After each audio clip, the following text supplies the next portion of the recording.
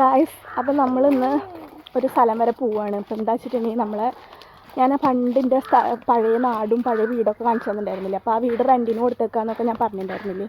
അപ്പോൾ ഞങ്ങൾ അവിടെ മഴ പെയ്തപ്പോൾ ഒരു വീട് വീണിട്ടുണ്ട്. അപ്പോൾ നമ്മളെ വീടിൻ്റെ മേലേക്കാണ് സംഭവം വീണക്കണമെന്നാണ് പറഞ്ഞത്. അപ്പോൾ അതൊന്ന് പോയി നോക്കാൻ പോവാണ് കേട്ടോ. എന്താ അവസ്ഥ എന്നൊന്നും അറിയില്ല. മഴ ചതിക്കലേ. അപ്പോൾ നമുക്ക് പോയിട്ട് എന്താണെന്ന് അന്വേഷിച്ച് വരാട്ടോ ഗൈസ്. അപ്പോൾ ഗൈസ്, നമ്മൾ ഉമ്മ ഭയങ്കര ടെൻഷനിലാണ് കേട്ടോ പോണത്. ഉമ്മയുടെ പെര എന്തായിന്ന് അറിയാണ്ട് ഉമ്മ ആകെ കിളി പോയിട്ടാണ് പോണത്.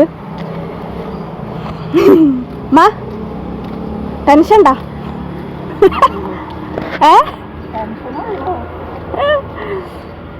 ചെറുതായിട്ട് എന്തൊക്കെ പറ്റിയിട്ട് തോന്നുന്നു. അവിടെ പോയിട്ട് നോക്കണം എത്ര പൈസ മുടക്കേണ്ടി വരും.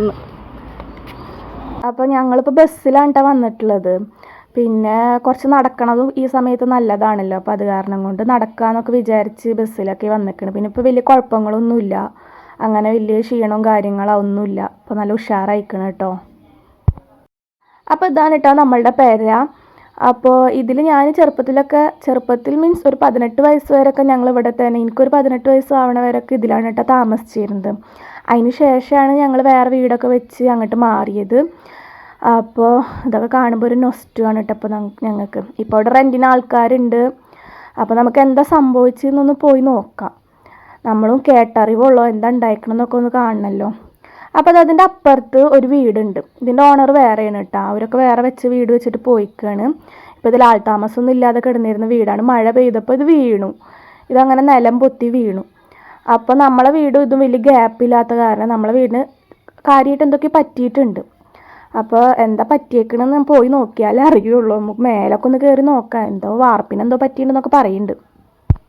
അപ്പോൾ എന്താ സംഭവിച്ചു വെച്ചിട്ടുണ്ടെങ്കിൽ അവരുടെ വീടുണ്ടല്ലോ, അതാണ്ട് വീണപ്പോൾ അതിൻ്റെ മേൽക്കൂര സംഭവം നമ്മളെ വീടിൻ്റെ മേലേക്ക് വന്നിട്ട് വീണിക്കണു.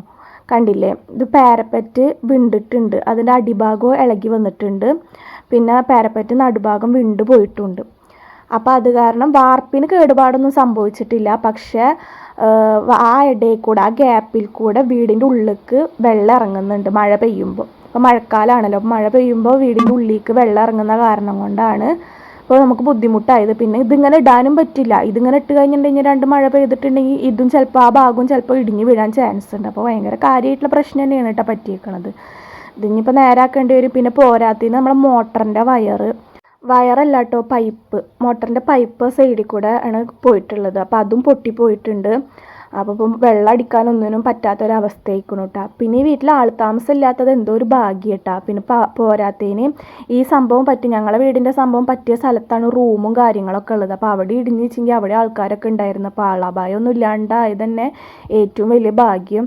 അങ്ങനെ പറ്റിപ്പോയിട്ടുണ്ടെങ്കിൽ പിന്നെ നമുക്ക് പൈസ കൊടുത്താലും തീരാത്ത നഷ്ടമായി പോയിരുന്നല്ലോ.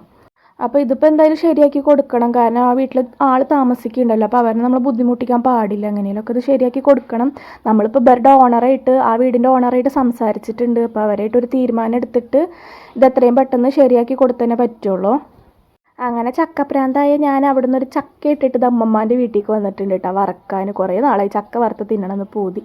അപ്പോൾ ഇപ്പോൾ തറവാട്ടിലാണ് കേട്ടോ ഉള്ളത്. ഇനി ഇവിടുന്ന് നമ്മൾ കുറച്ച് കഴിഞ്ഞിട്ടാണ് പോവുള്ളൂ. അപ്പോൾ അടുത്ത വീഡിയോ ആയിട്ട് കാണാം.